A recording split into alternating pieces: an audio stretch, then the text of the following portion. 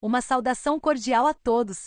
Bem-vindo a este curso de autoconhecimento. Hoje veremos o segundo tópico do curso, um tópico muito interessante no qual falaremos sobre os mistérios da morte. O objetivo deste tópico é que possamos entender o que é a morte, já que a morte é uma parte importante da vida. Também que saibamos qual é o processo pelo qual passa a alma desencarnada quando o corpo físico morre. Veremos quais são as coisas que as pessoas experimentam quando têm uma experiência de quase morte. Veremos se realmente vivemos apenas uma vez ou se vivemos existências sucessivas. Também vamos estudar quais tipos de morte existem, como a morte em todos os casos liberta. E veremos o que morre e o que não morre no momento da morte física.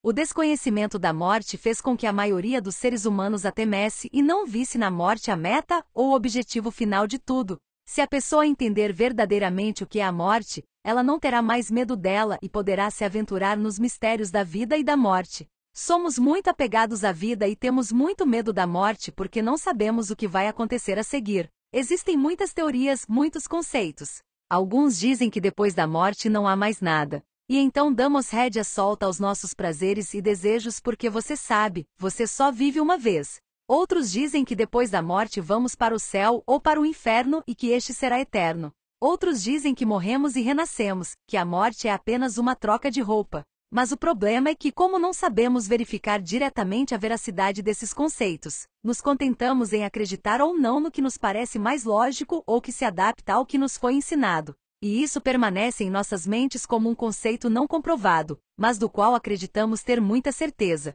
Portanto, é importante que comecemos a desenvolver a projeção astral consciente, para começar a fazer esse tipo de pesquisa diretamente com as partes superiores de nosso próprio ser. E é importante ressaltar que tudo que vamos falar sobre esse assunto e ao longo do curso pode ser verificado por cada um de vocês, uma vez que as informações que compartilhamos não se destinam a gerar um conceito no qual você simplesmente acredita ou duvida, mas sim motivá-lo a se questionar e levá-lo a investigar por si mesmo. E no próximo tópico falaremos sobre projeção astral, ensinaremos como alcançá-la e veremos como podemos corroborar todas essas informações e muitas outras coisas para nós mesmos.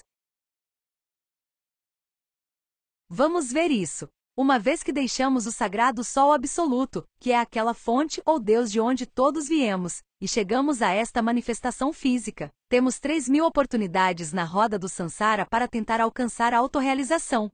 A cada oportunidade vamos criando uma alma, passando por um processo de evolução pelos diversos reinos da natureza e ao chegar ao reino humano, temos direito a 108 corpos físicos humanos. Em cada um desses 3.000 ciclos temos direito a 108 corpos físicos humanos.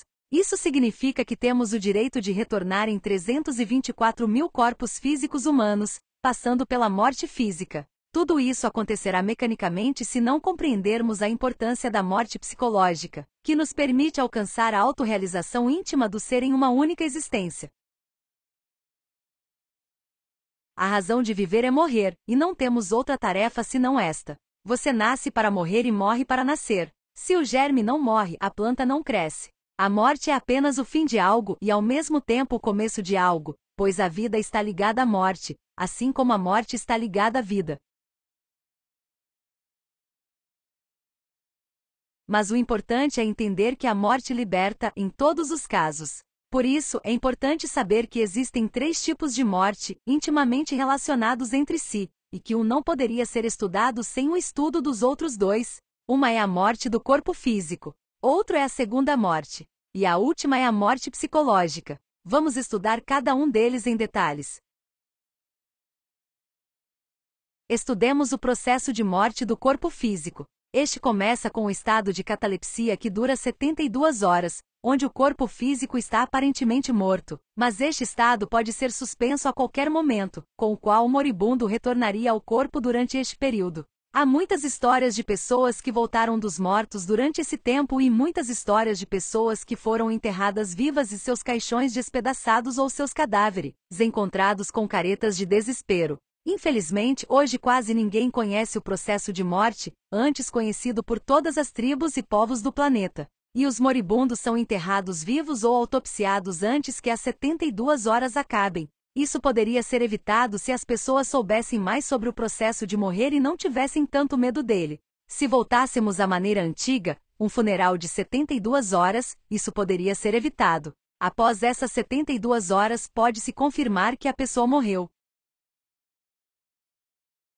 Durante essas 72 horas, 3 julgamentos são realizados como segue. O primeiro julgamento ocorre nos primeiros 5 minutos. O desencarnado faz um retrospecto consciente de cada um de seus atos nesta existência, observando atentamente cada evento da existência vivida, e ao chegar ao momento de seu nascimento, compara a existência vivida com o plano que eu tinha para este. Essa é a razão pela qual as pessoas que tiveram experiências de quase morte dizem que viram sua vida passar diante de seus olhos como um filme. O objetivo deste primeiro julgamento é revisar cada ato da existência para torná-los conscientes. Cada pessoa antes de nascer traz um projeto para essa existência.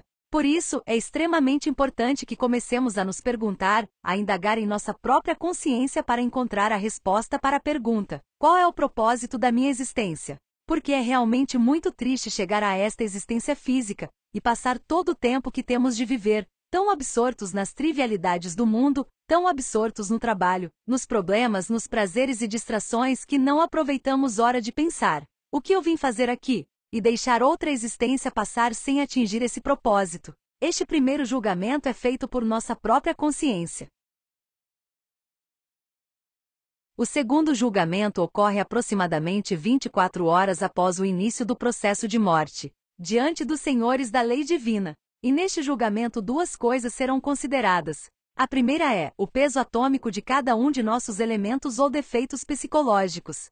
Eles pesarão nosso orgulho, luxúria, preguiça, ganância, nossa inveja, nossa tirania, nosso egoísmo, nossas mentiras, etc. E o compararão com o peso que esses defeitos tiveram na existência anterior, para ver o quanto eles aumentaram ou diminuíram. É comum, se não trabalharmos sobre nós mesmos, que o peso atômico de nossos defeitos aumente de existência em existência, porque passamos nosso tempo identificados, fascinados com este mundo e permitimos que todas essas falhas roubem constantemente nossa energia toda vez que permitimos que elas se manifestem através de nós. A segunda coisa a considerar será o número de defeitos psicológicos. Essa quantidade é então comparada com o que o moribundo tinha no final de sua existência anterior, para ver se aumentou ou diminuiu. E esse é o segundo julgamento, no qual serão contados e ponderados nossos defeitos psicológicos. O terceiro julgamento é proferido aproximadamente às 48 horas. A alma do desencarnado é levada ao Tribunal de Justiça Objetiva. 3 coisas são julgadas aqui. O primeiro é o peso das boas ou más ações de cada um dos eus, ou agregados psicológicos, ou seja, os atos da existência. Boas obras são atos de caridade e atos conscientes que realizamos. Caridade é quando ajudamos alguém, quando damos comida, abrigo, ou quando ajudamos alguém financeiramente ou emocionalmente. Atos conscientes são os momentos em que fizemos algo para ajudar alguém a conscientizar. Mas ações são todas as vezes que permitimos que nossos defeitos psicológicos ajam no lugar de nossa consciência. Todas as nossas más ações serão levadas em consideração neste julgamento. Podemos ver este julgamento representado nesta pintura egípcia conhecida como o julgamento de Osíris, que representa a alma do ser desencarnado levado por Anubis perante o Tribunal da Justiça Divina e nos voions unibalance ou le coeureste pesé danzeli un desplatial z, danzeli altri se trove la plume de la verite. A segunda coisa que será julgada aqui será o número de vezes que cada um desses defeitos psicológicos se manifestou na existência. E a terceira coisa será a medida do fogo na medula espinhal. Vejamos se esta pessoa trabalhou o suprassexo elevando a energia sexual ou Kundalini pela espinha ou não. Ao final desse processo, é feita a adição e subtração de quebradas, com as quais várias coisas serão determinadas. O karma que esta alma suportará em sua próxima existência. Além disso, aqui será determinado o desenho eletropsíquico da nova personalidade. Tudo isso se a pessoa tiver direito a uma nova existência. Se você ainda não esgotou suas 108 existências como humano. Após este julgamento, Anubis, o hierarca da justiça objetiva, ordena ao anjo da morte cortar o cordão de prata do desencarnado e que ele seja liberto de seu corpo físico. Mas antes de prosseguir, o anjo da morte pede licença à mãe divina do moribundo. Se autorizado, leva até 24 horas para cortar o cordão de prata com o raio da morte. Mas se a mãe não autorizar o raio da morte, por considerar que ainda há coisas que a pessoa deve viver, experimentar ou cumprir, ou decide dar-lhe outra chance de alcançar o propósito de sua existência, então a pessoa voltaria para o corpo físico antes dessas 72 horas.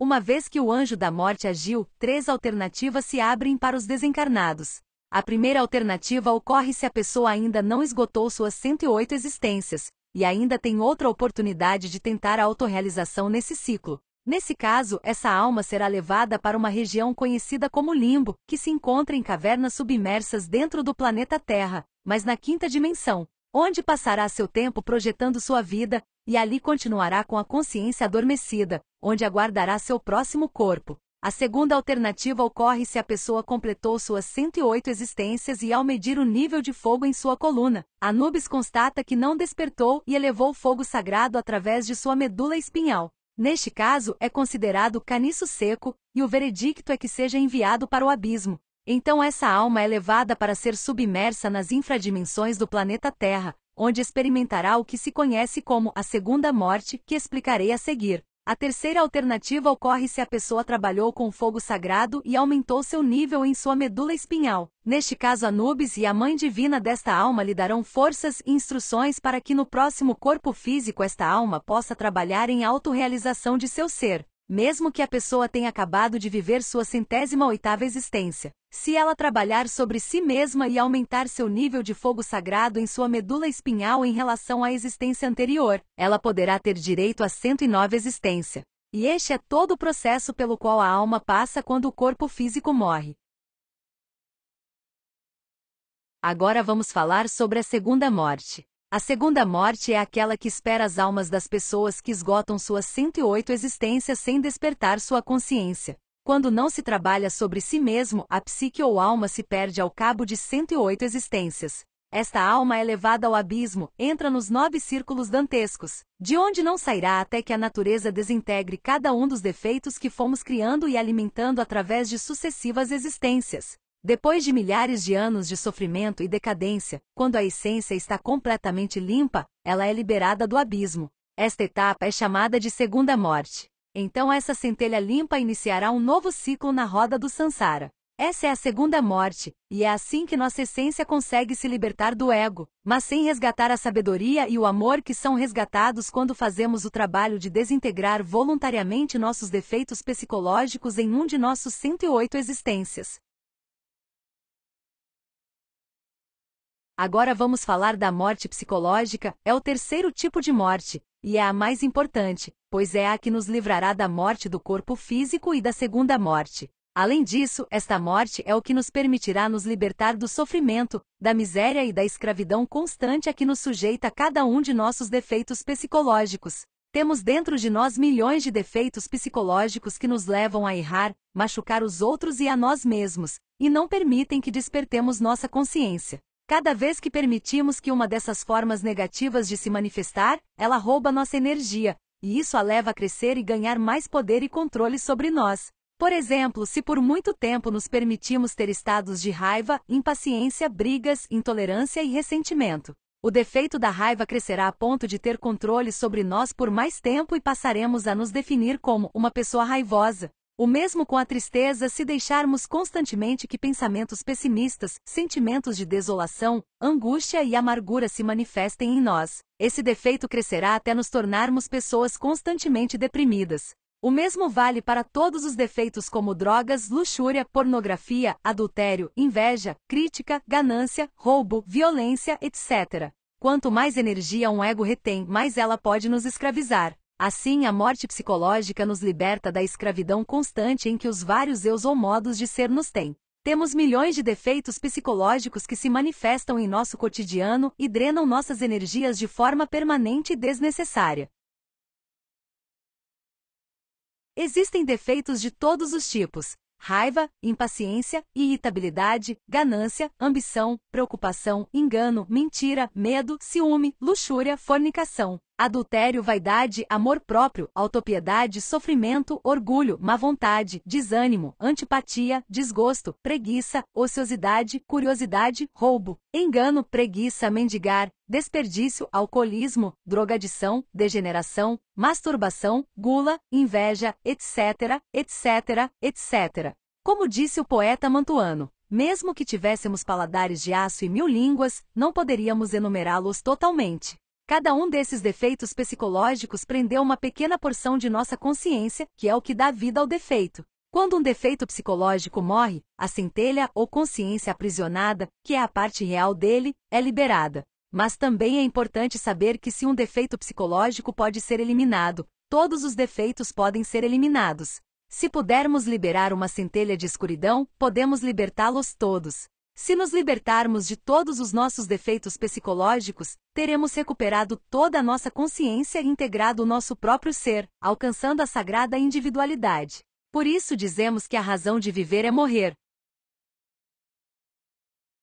Vejamos agora como é a prática da morte psicológica, com a qual vamos iniciar o processo de liberação de nossa consciência. A morte psicológica consiste em 3 etapas simples. A primeira é descobrir um defeito por meio da autoobservação. Para fazer isso, devemos dirigir nossa atenção em todo momento para o nosso mundo interior para observar os defeitos que se manifestam em nossas mentes, como pensamentos, projeções, imaginação mecânica, etc. Os defeitos que se manifestam em nossa emoção e os que se manifestam a nível sexual e em todo o corpo. Imediatamente observamos uma reação em algum de nossos centros internos, devemos julgá-la, refletindo se é uma manifestação de nossa consciência ou se é do ego. Se, por exemplo, em determinada situação começamos a manifestar um defeito de raiva ou medo ou inveja ou qualquer outro defeito, só podemos descobri-lo se estivermos nos auto-observando. Podemos observar o que se projeta em nossa mente, pois nos move emocionalmente, e as diferentes tensões que gerem todo o corpo. Com uma simples reflexão podemos perceber que isso é um defeito, que faz parte do nosso ego, não da consciência. E uma vez julgados, passamos a eliminá-lo, pedindo ao poder do amor de nossa consciência, que é a nossa Mãe Divina particular, que elimine de nossa psique esse modo de ser negativo. Podemos praticar esta técnica em todos os momentos para tomar consciência de todas essas formas negativas de ser que vivem dentro de nós e liberar as centelhas de nossa consciência, que estão presas e condicionadas por esses defeitos psicológicos.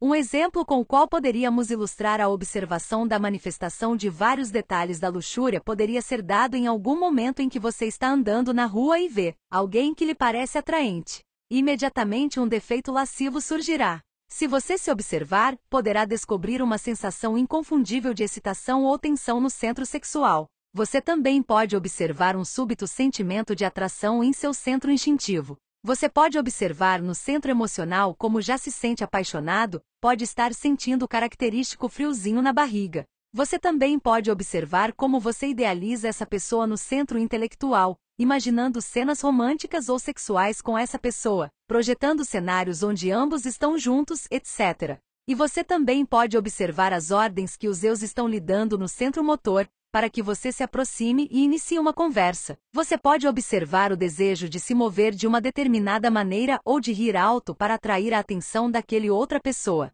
Isso é autoobservação. Aí você pode observar como em uma situação muito comum se manifestam muitos detalhes do defeito psicológico da luxúria. E se você refletir que esse é um defeito psicológico que se manifesta toda vez que você vê alguém por quem se sente atraído, que gasta sua energia desajeitadamente, que através desse ou você está alimentando outros defeitos como lascívia, promiscuidade e fornicação. Então você perceberá que tudo isso são manifestações de um defeito que prendeu uma parte importante de sua consciência e que prendeu a virtude da fidelidade e da castidade. Imediatamente se entende que o que está se manifestando é um defeito, passamos a eliminar cada detalhe observado, assim liberamos nossa consciência, pois a ideia é permanecer em estado de auto-observação ao longo do dia para descobrir os detalhes da raiva, impaciência, ansiedade, tristeza, inveja, ciúme, preguiça, etc. E vá pedindo à Mãe Divina que os elimine, porque quanto maior o número de defeitos eliminados, maior a autoconsciência. Além disso, ter esses entendimentos o levará ao seu próprio conhecimento, levará você a se conhecer profundamente e a fazer mudanças radicais em si mesmo. Convido você a experimentar a morte psicológica. A autoobservação, descobrir o defeito que está agindo, julgá-lo até entender que é um defeito e então implorar à Divina Mãe sua eliminação para se libertar de todos esses agregados psicológicos que mantêm sua consciência adormecida. Agora, para finalizar este tópico, vejamos o que morre e o que não morre com a morte do corpo físico. O que morre? Juntamente com o corpo físico, o corpo vital e a personalidade são as partes que morrem ao final de uma existência.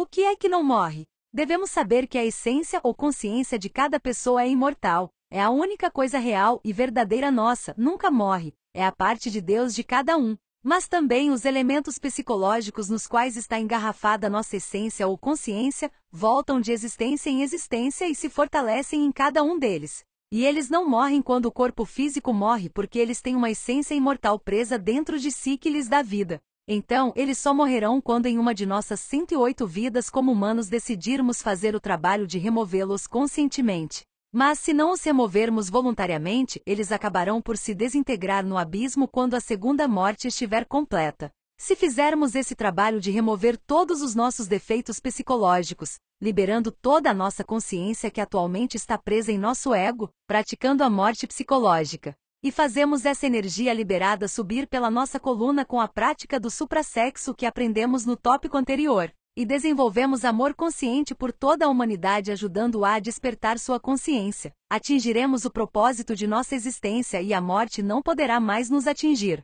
Nós nos tornaremos seres imortais com consciência desperta e seremos libertos da morte física e da segunda morte e ascenderemos a mundos superiores de consciência. E este foi o tema de hoje, espero que tenha ajudado você a entender alguns aspectos da morte, a entender que a morte não é algo a temer, pois é tão natural quanto nascer e espero que tenha motivado você a querer investigar essas coisas para si mesmos. Convido você para a próxima conferência, onde estaremos falando sobre projeção ou desdobramento astral consciente. Veremos tudo relacionado a esta prática tão importante e veremos como podemos alcançá-la. Até a próxima!